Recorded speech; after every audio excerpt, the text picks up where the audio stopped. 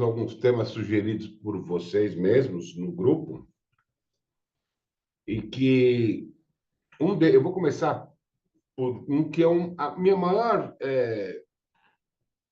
minha maior discussão, minha maior divisão com o movimento espírita brasileiro é essa: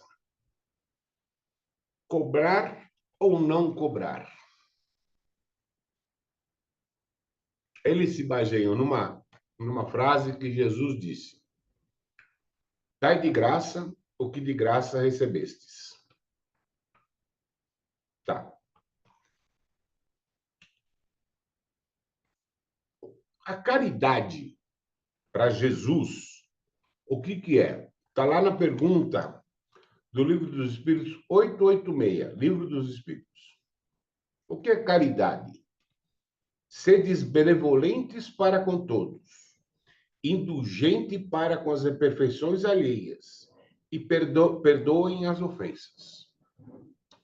Fala de dinheiro aqui? Alguém ouviu alguma coisa de dinheiro? Não fala, né? Se eu faço um atendimento benevolente, ou seja, eu sou bom com a pessoa, tenho amor, indulgente, compreendendo as limitações dessa pessoa, e perdoo as ofensas que vêm a mim, ou as ofensas que possam vir a mim dessa pessoa, eu estou praticando caridade. Cobrando ou não. Quando Jesus disse, dai de graça o que de graça recebesse, ele concedeu aos apóstolos um poder além da matéria. Ele concedeu aos apóstolos um poder que transcende toda evolução do apostolado. Ele concedeu um poder que nós temos e não sabemos que temos, e nem como usar. Olha o que ele concedeu. Restituir saúde aos doentes, ressuscitai os mortos, curai os leprosos e expulsai os demônios. Isso está em Mateus, capítulo 10, versículo 8. Cara, olha o poder que esse cara deu para os apóstolos. Numa época que, onde ele chegava, centenas de pessoas, dezenas de pessoas o rodeavam para serem curadas. Que não havia medicina. Que não havia nada.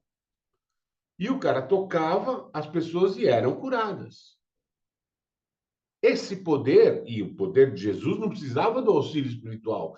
Ele, transcendendo a matéria, fazia aquilo por ele mesmo. Então, esse poder ele transferiu para os apóstolos. O que diz Marcos?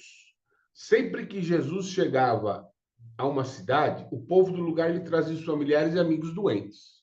Está em capítulo 6, versículo 56. Mateus dizia, era o grito de socorro de uma população que padecia de graves sofrimentos físicos. Capítulo 8, versículo 16. Isso que Marcos fala, nós vamos usar num outro tema desse encontro, já já. Marcos fala em capítulo 1, versículo 34. Ele curou muitos que se achavam mal de diversas enfermidades e expulsou muitos demônios. Ele não deixava os demônios falarem porque o conheciam. Numa época em que a medicina mais matava do que tratava, e que a medicina não era uma coisa adstrita a médicos, era uma coisa que artesãos praticavam, uma coisa que donos de casas de ervas praticavam, místicos, mágicos, feiticeiros, todos praticavam a medicina. Jesus dá um poder desse para os apóstolos e dizer, pode cobrar à vontade. O que ia acontecer? Os caras iam se corromper e ficar escravo do dinheiro. Então ele disse, não, dá de graça o que de graça receber. Não vai cobrar isso daí não, porque senão eu privilegio demais vocês. Dá um poder desse e ainda vocês poderem cobrar por isso, só fica com o poder. Hoje em dia, a situação é outra, gente. Naquela época, Jesus não cobrava absolutamente nada, os apóstolos não cobravam absolutamente nada. De fato, não cobravam. Mas se vestiam, calçavam, se alimentavam, se hidratavam e tinham que dormir. E não era só Jesus. Tinha 12 apóstolos com ele. 12 caras que não largavam do pé dele. Como que eles compravam roupa?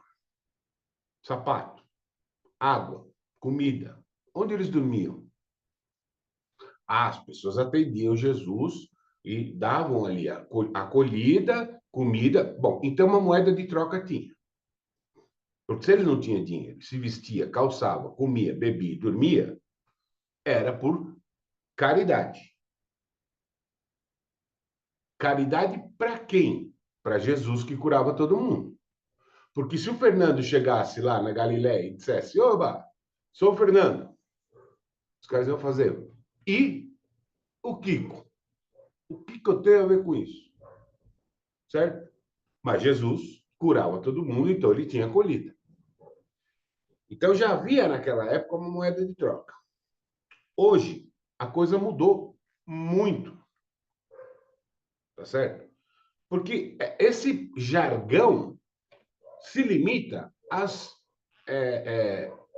vamos por religiões, embora eu não considere o espiritismo uma religião, mas sim uma doutrina. Mas vamos por, as religiões que trabalham com o espírito são proibidas de curar, de cobrar, desculpa, de cobrar. Então, nós estamos falando das religiões num geral, ou nós estamos falando só das religiões de descendência africana e o espiritismo? Se as religiões que trabalham com o espírito não podem cobrar,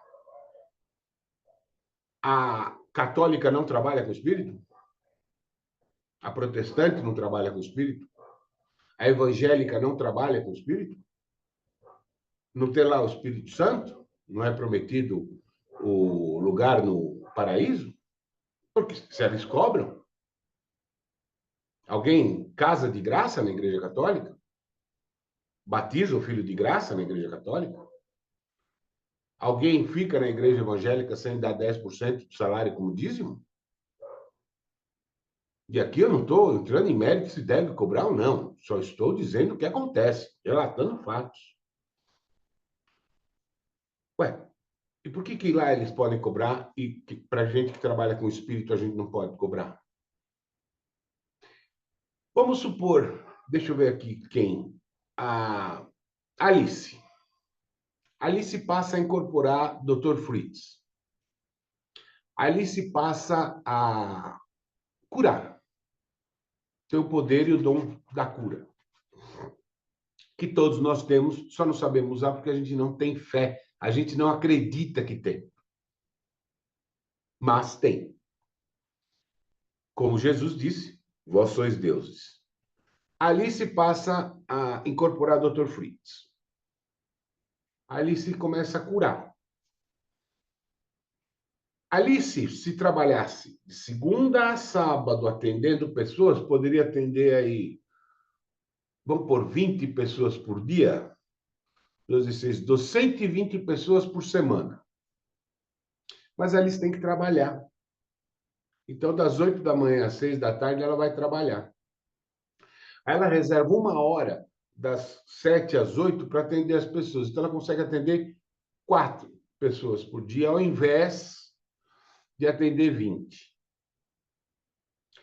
É melhor a Alice, médium, curadora, atendendo 4 pessoas por dia de graça, ou é melhor a Alice, curadora, atendendo 20 pessoas por dia, cobrando um preço razoável e justo para o seu sustento? Eu prefiro a segunda opção. Se a Alice cobrar R$ 20 de cada um, ela atende o dia inteiro, consegue se alimentar, se vestir, manter a casa e consegue viver. E eu prefiro, porque quando eu precisar da Alice, se eu tiver condições, vai ficar o meu julgo. Falar, Alice, é 20 a consulta? Eu lhe dou 100, que é para 4 ou 5 que não têm condições aí, que vierem a ser atendidos por você, serem atendidos de graça. E aí é o meu coração que vai dizer, não o dela, que está cobrando para se manter. E se eu presto, e é a tal história, se eu presto o serviço com benevolência, tenho indulgência com as imperfeições e perdoo eventuais mal-entendidos ou danos ou agressões, eu estou trabalhando com caridade, independentemente se eu cobro ou não. A caridade é eu dar aquilo que eu sei e que ninguém mais sabe para quem precisa. Não tem nada a ver com dinheiro. A espiritualidade não trabalha com dinheiro. Aí as pessoas falam assim para mim, vem, o movimento espírita está enraizado numa coisa que foi tirada de contexto. Jesus disse, dai de graça o que de graça recebesse, naquele caso e só. Não nos outros casos, nos demais casos. Porque vejam só, a gente monta uma. Vamos montar todos aqui, nós estamos em 18 participantes hoje. Vamos montar uma casa espírita, nós 18, aqui em São Paulo, tá bom? Tá bom. Então nós vamos achar uma casa legal, o aluguel vai ser uns R$ 4.500 por mês. E aí nós vamos ter que dar um depósito, calção de 3 aluguéis. E aí nós vamos ter que comprar móveis, nós vamos ter que comprar uma geladeira, nós vamos ter que comprar um fogão, nós vamos ter que comprar uma mesa, cadeira, nós vamos ter que comprar coisas que mantenham essa casa, vamos ter que comprar água, nós vamos ter que comprar biscoito, papel higiênico, papel toalha, nós vamos ter que pagar uma faxineira, nós vamos ter que pagar a abertura do CNPJ dessa casa num cartório, né? Vamos ter que pagar IPTU, vamos ter que pagar água, luz, internet. Quanto custa isso, gente? Uma fortuna. Fica em torno de R$ 8.000 por mês para se manter uma casa espírita mediana, não grande. E para quem que sobra esse encargo? Para os trabalhadores. Para os trabalhadores. Então, cara, além de doar o tempo, doar o conhecimento, ele ainda vai ter que pagar para manter a casa. Há justiça nisso? Enquanto aquele que está sendo atendido de graça, o encargo fica por conta do trabalhador. Há justiça nisso? Eu acho que não. E mais, o trabalhador, no caso da apometria, né? O trabalhador também é tratado. Beleza, mas o cara está sendo tratado. Nós estamos lá por causa dele. E a gente trabalhava, a Quarta Legião trabalhava numa casa aqui em São Paulo. Nós estamos partindo para a carreira solo agora, né? Então, nós estamos alugando uma sala por 3 horas, uma vez por semana. Nós não precisamos de uma casa 30 dias.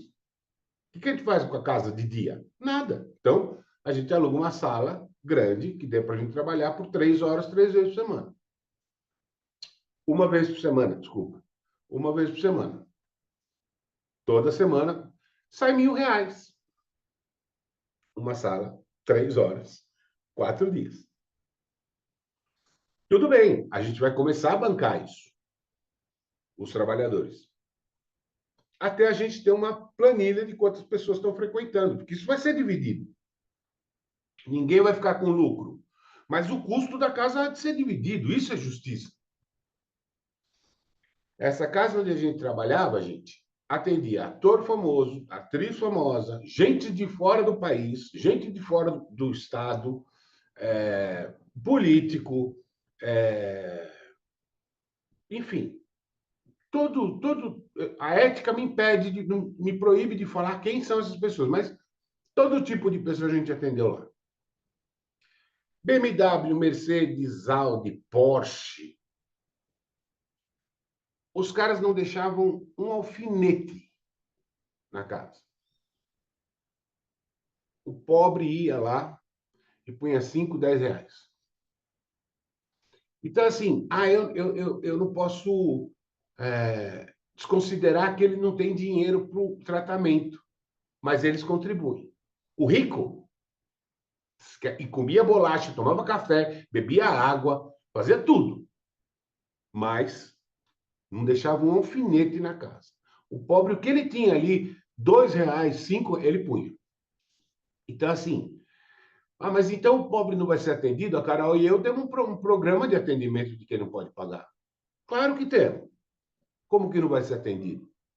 Só que o que a gente faz? Como a gente não pode confiar no bom senso das pessoas, a gente cobra de uns já pagando para outro. Aí o que pode, paga. E o que não pode, vai ser atendido porque aquele cara pagou. Ele está fazendo caridade, queira ele ou não. Problema dele. Entendeu? Então, essa é a jogada. Porque, gente, não tem como você não ter uma renda para manter um trabalho. Nós estamos num capitalismo. Então, a realidade é outra. E que de graça é esse que tantos espíritas falam? Porque minha mediunidade não é de graça. Faz 40 anos que eu estudo, incansavelmente. Isso é de graça? Faz mais de 40 anos que eu sou clamado para essa comunicação. Isso é de graça? Pode não ter me custado dinheiro, mas me custou anos de vida. Me custa até hoje restrições de um monte de coisa. Eu não entendo que isso seja de graça. E assim, as pessoas, o espiritismo é tão travado, tão arcaico, não o espiritismo em si, mas os espíritas, que as pessoas vêm procurar em sofrimentos desesperados, dizendo: eu fui na casa espírita buscar o conforto da perda do meu pet. E lá na casa espírita falaram que o meu animal não tem alma, que é uma alma coletiva, que eu não devia chorar, porque é só um bicho. Essas pessoas não leem Gênesis, essas pessoas não leem livro dos espíritos, porque entendem que a codificação foi feita para humanos, e não, a codificação foi feita para todos os seres. E aí eu mostro onde está escrito que o espírito dos animais é individualizado, que é uma consciência única, individual, e que vai se tornar homem. Aquilo dá acalento, homem e ser humano. Aquilo dá acalento para as pessoas. Embora a dor seja terrível. E outras vezes me procurar assim, Fernando, eu faço trabalho espiritual e cobro, e aí eu estou errado em cobrar, então a espiritualidade bloqueia o meu trabalho. Não! A espiritualidade não bloqueia nada, a espiritualidade não quer saber o que você faz com o seu dinheiro. Você não pode ser escravo do dinheiro, cobrar fortuna por um tratamento que pode ser mais barato. E fazer o tratamento só pelo dinheiro. Se você faz o tratamento com benevolência, com indulgência, perdoando, pode cobrar. Você está fazendo caridade. Não faça o tratamento só pelo dinheiro. Faça porque você ama o que você está fazendo. Faça pelo outro. O dinheiro é consequência. E elas falam, a espiritualidade proíbe cobrar, eu cobro, então eu não tenho cliente. Não! Você não tem divulgação. Porque o seu trabalho, tá, igual ao seu, tem dezenas, centenas de pessoas que fazem. Você precisa de alguém que faça uma divulgação coerente, uma divulgação inteligente, que saiba aonde divulgar.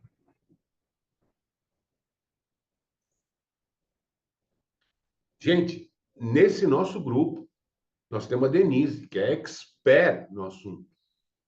Ela manja tudo. Ô, Dê, depois você deixa seu contato aí no grupo. Ela manja tudo do bagulho. Colocar aqui, bom dia. Bom dia. Bom Então é dia. só. E ela cobra? É óbvio que ela cobra. É o trabalho dela. Mas não é gasto, é investimento. Porque vai ter o retorno. Então, assim, falem com a Denise. Ela tem. Ela manja dos Paranauê, que eu não entendo absolutamente nada. Quando eu me propus a dar curso na internet, que eu falei com a Carol, falei, ó, Carol, vamos dar curso na internet, falamos com a Denise, vamos fazer curso na internet. Já tá bom. Então vamos lá. O que a gente precisa? Precisa do Zoom para transmitir o curso. Zoom é pago. Mas a gente precisa guardar o material todo para que o pessoal tenha acesso depois, né? Do curso. Tem gente que não pode acompanhar. Né? Então vamos fazer o quê? Paga o Hotmart, que o Hotmart ele arquiva tudo lá direitinho, bonitinho. Ah, então chama. Hotmart é pago. Mas a gente precisa arquivar os vídeos, deixar os vídeos guardados. O Hotmart não arquiva vídeo. Tem que pagar Como é, Carol?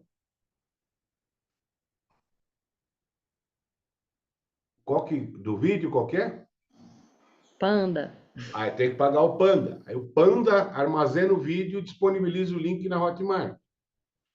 Ah, mas tem pessoa que não consegue pagar no cartão de crédito ou à vista. Então tem que pagar o Asas, que o Asas emite boleto. Aí a gente precisa fazer uma arte para divulgar o curso. Né? Como é que chama o outro, Carol, da arte? Canva. Canva. Tem que pagar o Canva. E tem que pagar a Denise, que é uma profissional brilhante e que faz todo esse trabalho de divulgação, de cuidar de. É tanta coisa que ela faz que eu nem sei escrever, mas ela faz tudo. E aí, como que eu faço um curso desse de graça? Quem vai bancar isso aí? Eu? Gente, não tenho condição. Não tem. Eu escrevi um livro, O Nosso Íntimo Universo. Eu mandei publicar 50 livros. 50. Eu paguei R$ 5.500. Aí a mulher falou para mim assim: mas se você aumentar o número de edições, reduz o valor. Eu falei: quanto? Ela falou: se você fizer 1.000, cai para R$ 15.000. Eu não tenho R$ 15.000, cara. E esse livro, O Nosso Íntimo Universo, ele é fininho. Ele é um livro de fim de semana, que na verdade é o relato de um estudo que eu fiz, não era nem um livro. O Obsessão, que está ficando pronto, Causas, Sintomas e Tratamentos, tem 350 páginas A4. É um livro que vai para mais de 400 páginas no formato de livro. Quanto vai custar expeditar? Eu vou ter que falar com a Denise para a gente fazer só e-book, porque, cara, entendeu? Não vai ficar, não consigo pagar. E é alto. Nesse livro está tudo o que eu aprendi em 40 anos sobre obsessão. Tudo. Casos reais, tipos de obsessão, forma, sintoma, tudo. Não consigo publicar. E essas pessoas que me procuravam por conta do, do animal, eu resolvi escrever outro livro, chama A Espiritualidade dos Bichos, explicando como funciona o desencarne, como funciona o reencarne, tudo também. Esse não está nem pronto, nem quantas páginas vai ter. Mas eu não consigo publicar. Então, vocês vão ter se for um e-book. Certo? Então, gente, eu acho o seguinte: cobrar ou não é da consciência de cada um. Mas a espiritualidade não tem nada com isso. Ela vai atuar se você cobrar ou não, desde que você atue com amor, com dedicação, com vontade de ajudar, que é o que a Denise colocou no grupo, né? Não é o quanto, mas como. Não é o quanto eu cobro, é como eu faço. Certo? Dúvidas? Levanta as mãozinhas aí e vamos falar. O negócio está doido hoje. Oi, Ninguém. oi, Oi, pessoal. Dax. Bom Oi, Dax. dia. Tudo bom? dia. Bom, você. Eu entrei um pouquinho atrasada, mas eu consegui pegar um pouco. Realmente, eu sempre tive dúvida nessa questão. O que de graça recebeste, o que de graça, né? Você tem que dar. Essa questão de cobrar. Quando eu fui reiki, há muitos anos atrás, eu passei um ano aplicando reiki sem cobrar nada. Nada, né?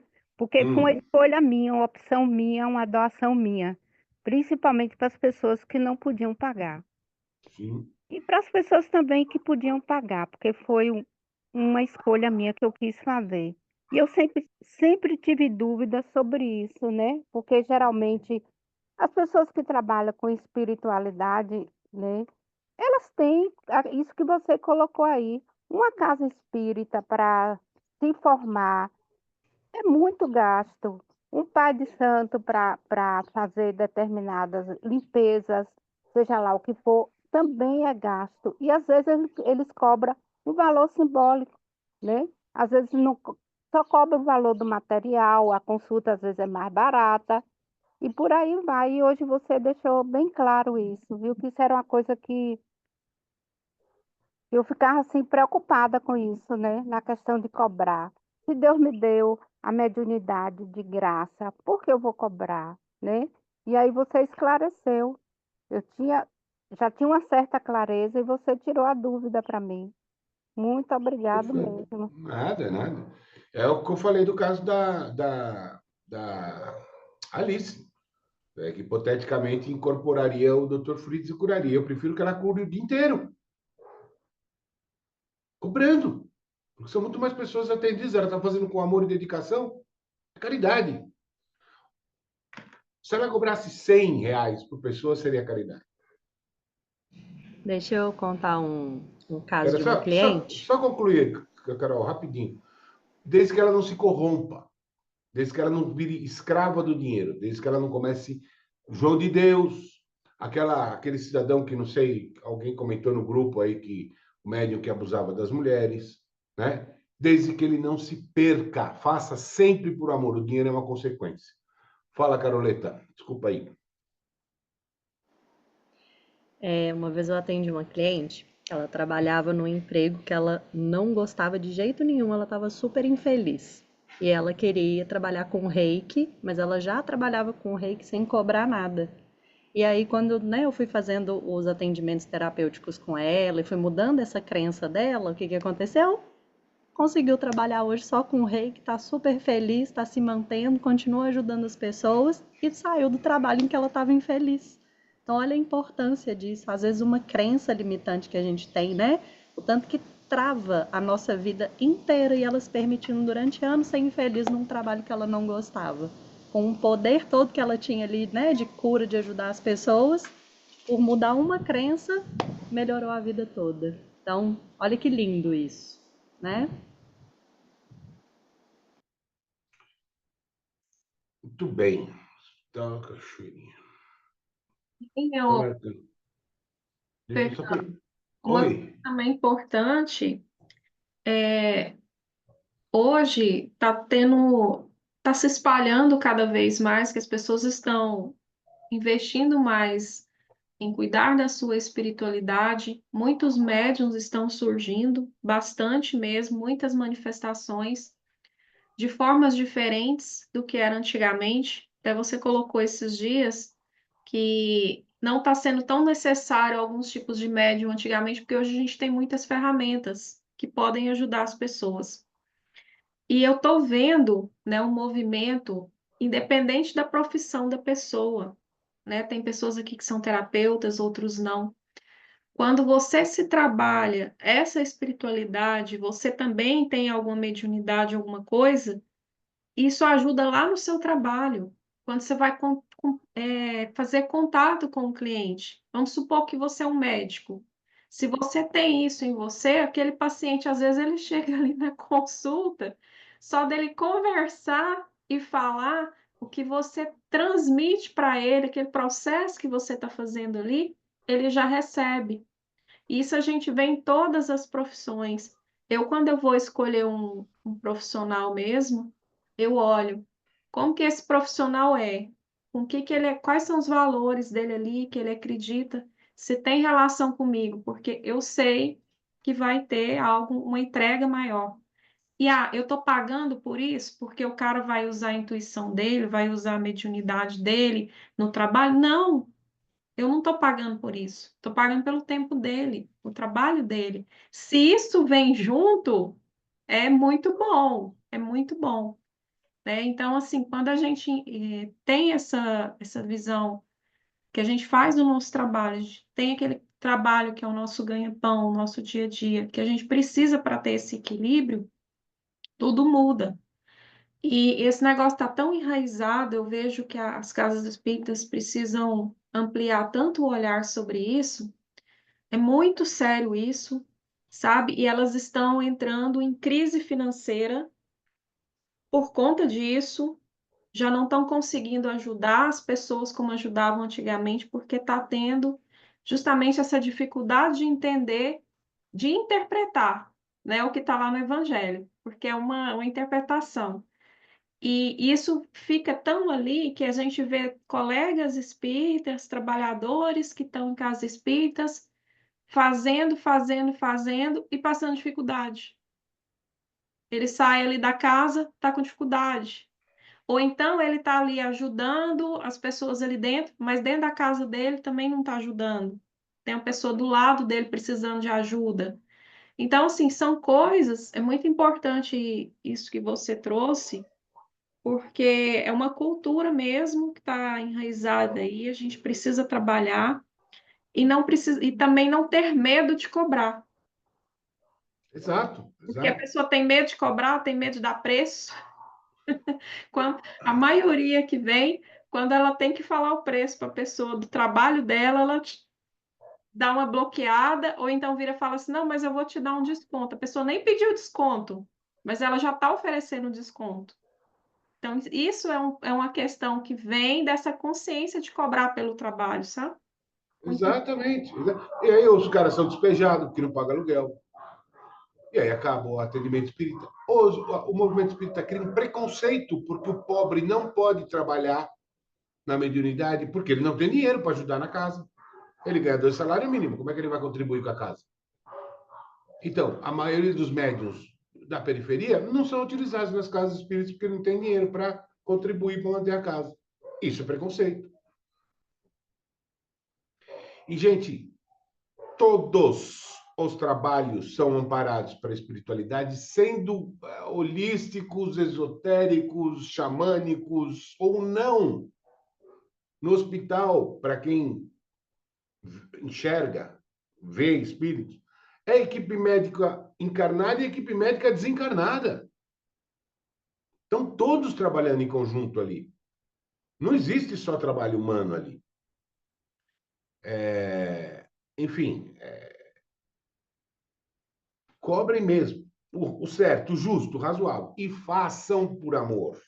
Não é só essa a regra. Só um recado aqui, Edu. Deixa eu ver aqui. A Mari não vai te responder onde está o café orgânico, porque a mensagem veio para mim, tá?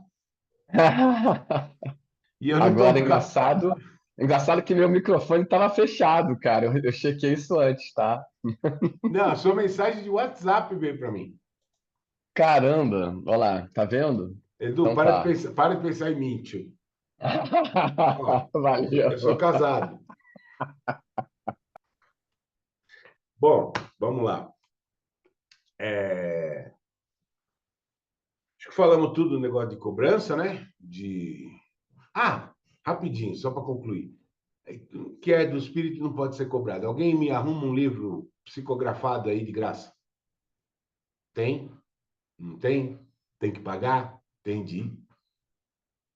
Alguém me arruma aí uma,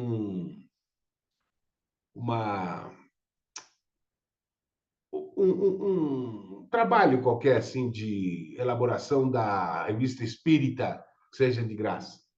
Uma crônica. Não tem? Tem que pagar assinatura? Só para entender. Só queria entender. Aí o Fred me vem com Onde Mora o Diabo?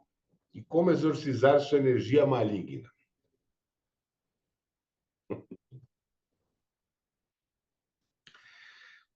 Pode ver aqui, na questão 131 do Livro dos Espíritos, os espíritos respondem: se houvesse demônio, seria obra de Deus. Mas, porventura, Deus seria justo e bom se houvera criado os seres destinados eternamente ao mal e permanecerem eternamente desgraçados? Se há demônios, eles se encontram no mundo inferior, em que habitas, em outros semelhantes. São esses homens hipócritas que fazem de um Deus justo um Deus mau e vingativo, e que julgam agradá-lo por meio das abominações que praticam em seu nome. Então, aqui nós estamos falando exatamente daquele médium que foi objeto de comentário no grupo. Vamos lá. Hoje de manhã o João me passou um trechinho, né, um corte do Haroldo, uma entrevista dele, e o Haroldo diz o seguinte: pergunta é exatamente essa. Você vê, João nunca me manda mensagem, me mandou isso hoje de manhã. E diz o seguinte, negócio de questão de Satanás. E o Haroldo responde para ele o seguinte, o Haroldo Dutra Dias responde para ele o seguinte: na Segunda Guerra Mundial tinha uma enfermeira nos campos de concentração que ela separava as mulheres judias que estavam grávidas. E a hora que essas mulheres entravam em trabalho de parto, ela pegava essas mulheres e amarrava as pernas dessas mulheres. Mulher em trabalho de parto. Se você sair na rua hoje, na Avenida Paulista, qualquer lugar aí que vocês saiam, na terra de vocês, aí deve ter os lugares mais sossegados, os mais agitados, com celular, você está arriscado de tomar um tiro na cabeça por conta dessa porcaria que não vale nada de celular. Pergunto para vocês, precisa de diabo? Precisa de um representante do mal nessa sociedade? Nós somos o diabo. Se nós estivermos no caminho da luz, do amor, do poder supremo, da sabedoria suprema, do auxílio, do amparo, que é Deus, a gente só pode estar no outro caminho. O que me sobra? Nós estamos no mundo dualista. Dia, noite, quente, frio, molhado, seco. Eu tenho o caminho de Deus e eu tenho o caminho do mal? Não. Eu tenho o caminho da ausência de Deus. E a ausência de Deus o que é? Onde não tem amor, tem o quê? Ausência de amor. Prolifera o quê? Ódio. Eu tenho esses dois caminhos. Nós estamos seguindo o caminho da luz. A maioria, o outro caminho. Precisa de diabo? Se diabo existisse, acho que ele tinha perdido as contas. Ele tinha falado, cara, não dá para competir com esse povo. Com a maldade que esse povo faz, não dá para competir, não. Eu estou me demitindo aqui. Enfim, é isso. Dentro de nós há dois lobos. Um muito bom e um muito ruim. Eles vivem em constante conflito, constante briga. Que lobo que ganha essa briga? O lobo que eu alimentar. Que lobo que vocês estão alimentando dentro de vocês? Do bem ou do mal? É o que vai ganhar a briga. Gente, levanta a mão aí, não tem espaço para dúvida, não tem parada para dúvida, não. Vamos aí que tem coisa para fazer aqui. Os caras estão com muita dúvida aqui. O Igor perguntou sobre mistificações espirituais. Bom, ele já respondeu na própria pergunta, né? Porque mistificação é mito. Mas vamos lá.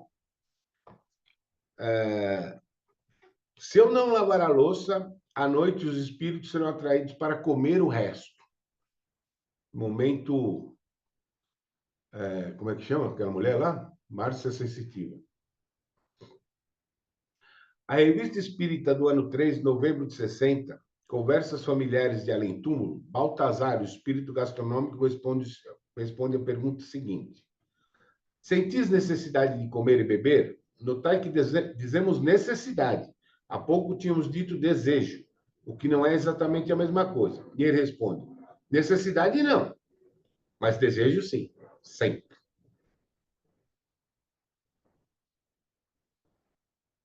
O espírito não sente, pois, nem fadiga, nem necessidade de repouso, nem de alimentação, porque não tem mais nenhuma perda a reparar. Não é afligido por nenhuma de nossas enfermidades. Então, essas duas questões do Igor aqui, eu vou deixar o meu espírito responder. Então, eu vou desdobrar aqui, ele vai ficar aqui do meu lado, vai responder para mim, eu vou responder para vocês. Espera aí. Pronto, desdobrei, ele está aqui. Como é que tá? Beleza? Tamo junto. Vocês vão comer resto de comida na hora de que acaba lá, se não lavar a louça? Ele está dizendo aqui que eles não têm corpo físico, eles não precisam de alimento. Que o alimento deles é energia. Eles são energia. O alimento deles é energia. Que quem deixa resto de louça na pia tem que tomar cuidado com barata, formiga e rato. Não com o espírito. O espírito não vai comer comida. Espíritos apegados à matéria, é o que está falando aqui, ó, gostam da sensação de se alimentar. Então, se eles estiverem próximos a vocês, eles vão estar próximos a vocês quando vocês estiverem comendo. A comida, para eles, não tem nenhuma emanação energética.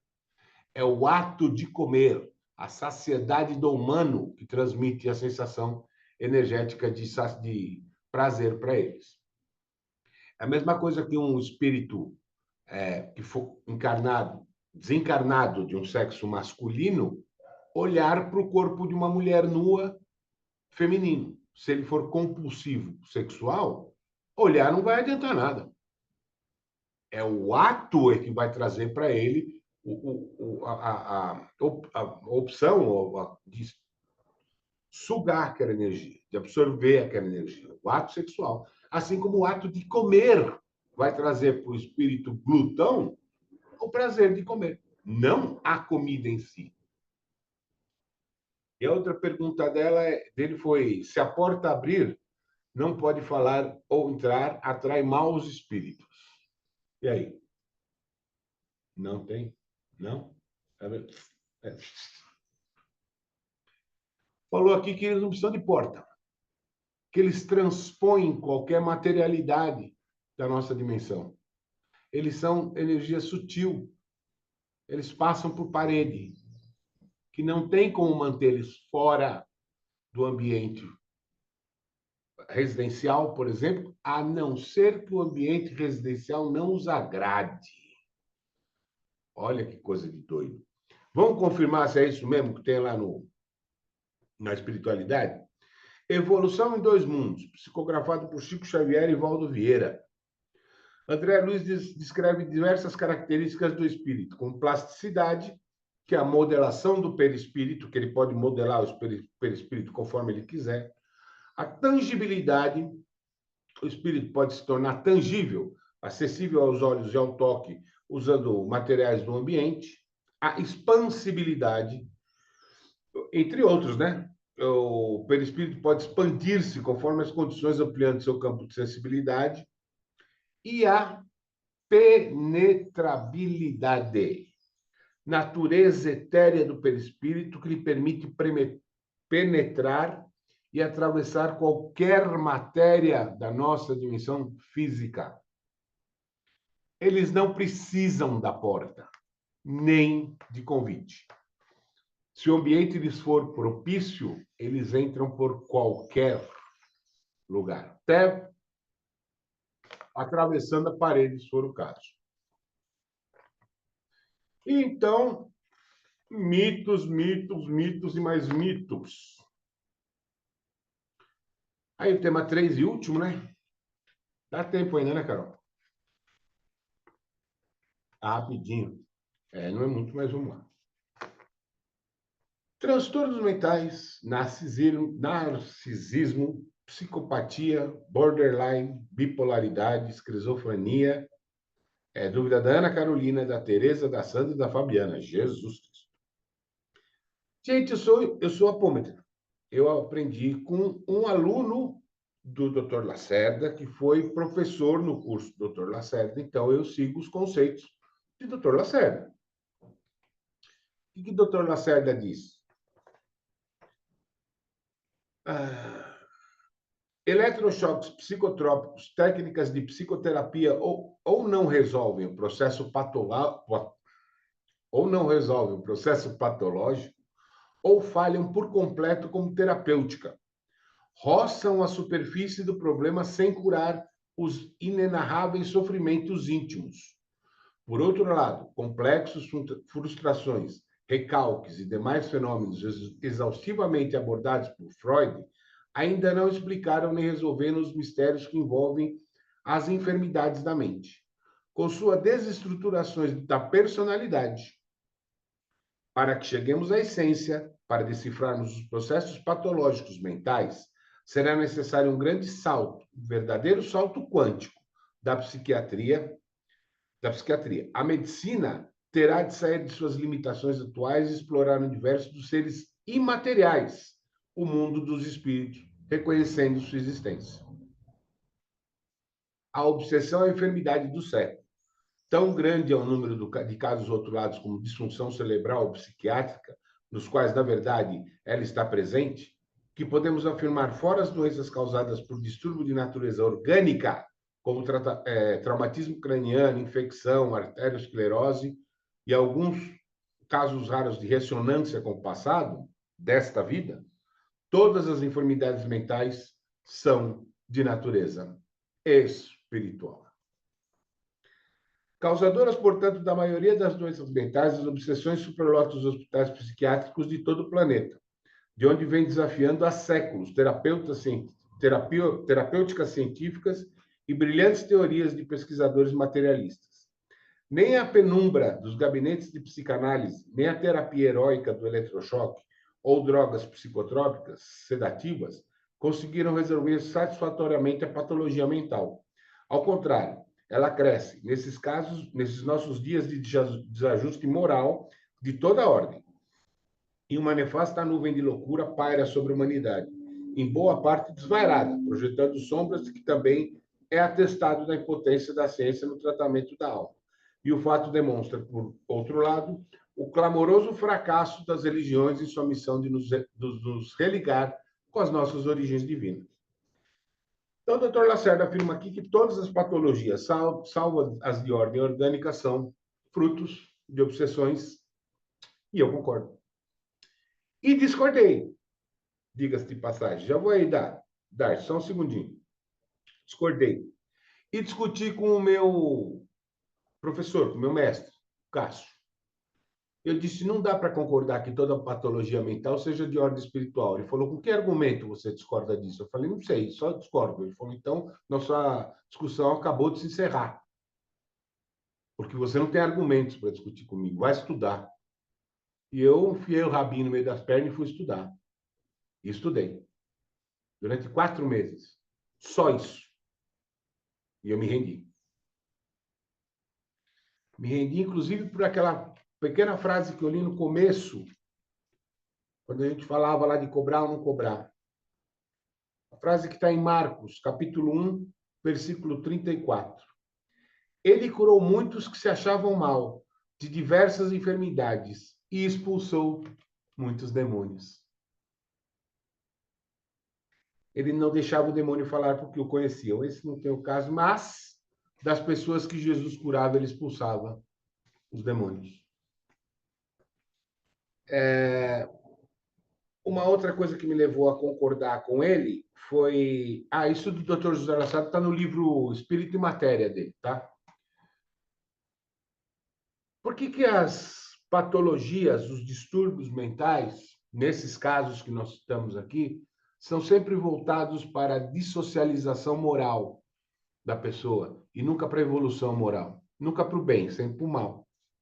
Essas pessoas são pessoas que, consciente ou não, cometem atos ruins. são pessoas que não têm empatia, são pessoas que não têm remorso, não é? E por que não há uma tendência, para o bem, uma interferência mental para o bem? A pessoa ter mais lucidez. Por que a interferência é sempre voltada para dissociação social e para o mal? Não tem resposta, gente. Não tem. E a gente volta para a espiritualidade. Diga, Darcy.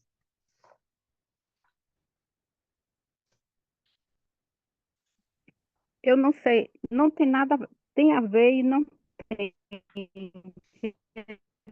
diretamente com o assunto de hoje.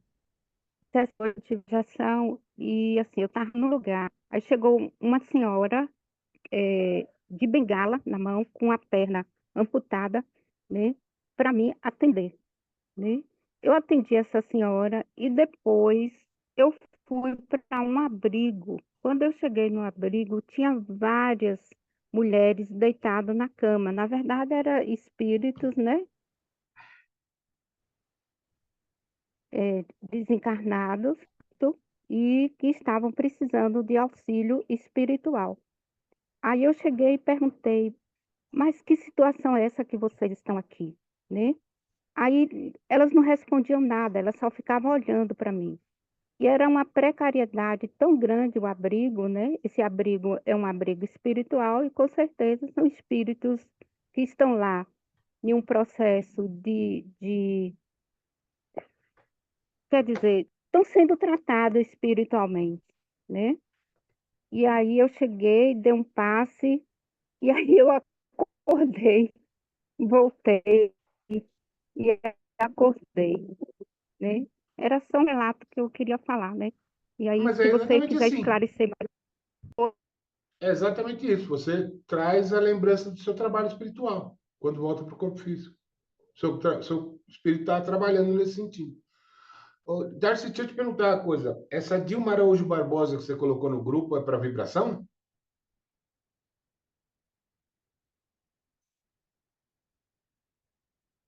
Liga o microfone, querida.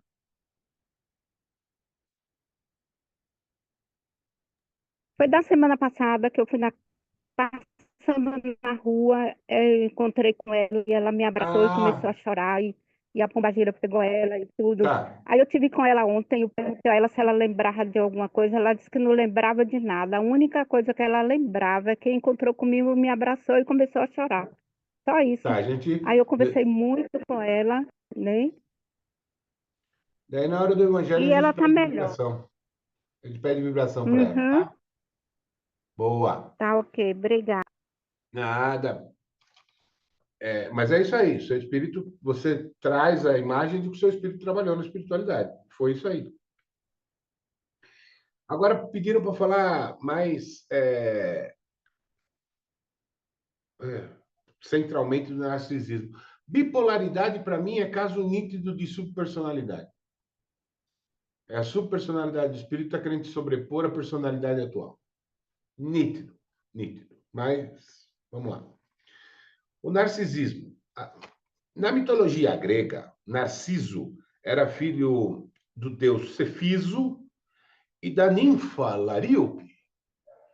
E reza a lenda que ele, ao se ver, ou ao ver-se, a sua própria imagem no lago, se apaixonou tão perdidamente que pulou no lago para se abraçar, se beijar. E ele não sabia nadar e ele morreu afogado. Então, Narciso, além de narcisista, era burro. Mas o que eu vou fazer? É a vida. Então, já pela lenda, pela lenda, a gente já sabe que o narcisismo não é uma coisa boa. Agora, sim, narcisismo é diferente de egocentrismo. Tá? A diferença principal entre uma pessoa egocêntrica e a narcisista é a autoadmiração. A narcisista se autoadmira, ela se endeusa, ela se reverencia. O egocêntrico, às vezes, ele até tem uma baixa autoestima. Então, essa tem que ver a diferença, né? O egocentrismo é um estado de espírito. O narcisismo é um transtorno de personalidade. São coisas diferentes.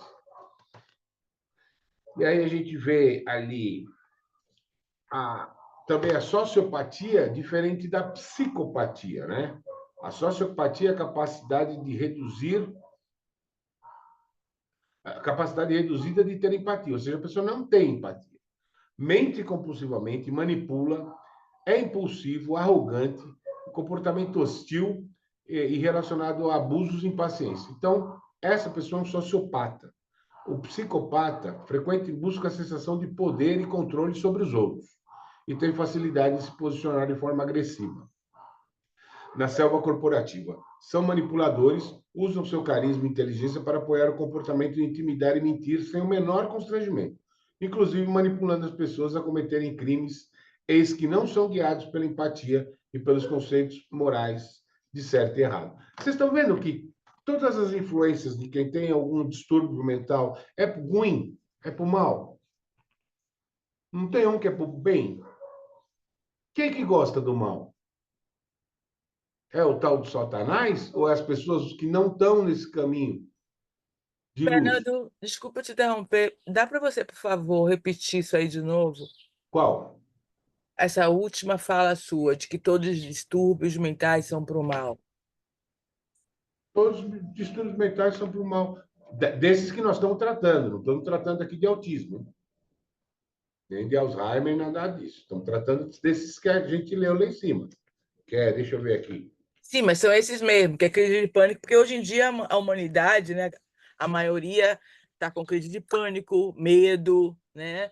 Porque esse velho sistema, o sistema morto, digamos assim, foi uma frase que eu vi hoje e me ressoou, não promove um sistema vivo. Então, a maioria das pessoas, pelo menos aquelas que eu atendo, e nós também, se formos olhar, né, a ansiedade, algumas coisas que chegaram para nós pós-pandemia, durante a pandemia. Então, hoje se fala muito em depressão, se fala muito em ansiedade, em crise de pânico, né? E são transtornos, de alguma forma, mental. Aí, quando você colocou isso, assim, eu queria que você trouxesse mais isso, porque para nós terapeutas isso também é importante, essa visão, né? Porque tem algo aí que vai além e que é bom a gente ter esse conhecimento para ter uma consciência maior e melhor. Gratidão. Quem disse isso foi o doutor José Lacerda. Eu só confirmei que todos os transtornos patológicos... Mas como é a sua visão, diante da sua experiência? Sim, concordo plenamente com ele. Todos os transtornos patológicos mentais que não sejam de origem orgânica, um crânioencefalismo, um Alzheimer, são de ordem obsessiva. A psicopatia, a sociopatia, o narcisismo, o egocentrismo, a depressão, tudo é de origem obsessiva. Obsessiva até pelo sistema que oprime, que fecha, cerceia. E como fica também a questão orgânica, biológica, nesse sentido? Bom, mas aí veja só, se você sofre um acidente e tem uma fratura craniana, a gente não pode atribuir exclusivamente a obsessão, né? Não, no caso de depressão. Tem pessoas que, por um histórico, por um sistema familiar, até por uma questão mesmo orgânica, né, têm uma depressão, por exemplo. É proveniente do obsessor. A questão orgânica e o histórico familiar. Significa que o obsessor está trabalhando há muito tempo nessa família e ninguém se atentou a isso ainda. Sim. Estão trabalhando em terapias psicológicas, psiquiátricas. Faz essa pergunta porque assim, isso amplia muito a questão da terapia e a espiritualidade. Sim. Né? Que hoje em dia caminham juntas, certo? Eu não vejo mais um trabalho terapêutico sem espiritualidade. Não. Né? Então, eu acho que quando vocês trazem a questão do pagamento, inclusive, está tudo muito junto, né? Integrado. Então, não dá mais para separar. Então, que você traz isso é uma questão também de uma visão do terapeuta, ampliar essa visão para isso. Exato. Mas é o que a Dê falou, né, na intervenção que ela fez aqui. Todo o trabalho tem que ser amparado numa racionalidade, eu saber o que eu estou fazendo, né? Uma prática, e a espiritualidade. Hoje não se distingue mais. Tem que estar tudo unido.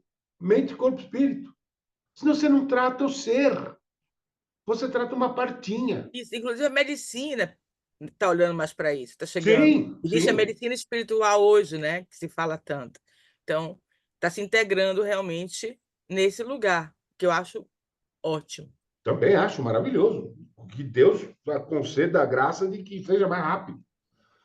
Gratidão, E, Fernando. imagina, o capitão vai ser das ordens.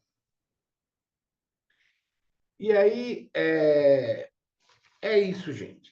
Então, dessas patologias que nós falamos, porque eu entendo que o autismo é um caso à parte.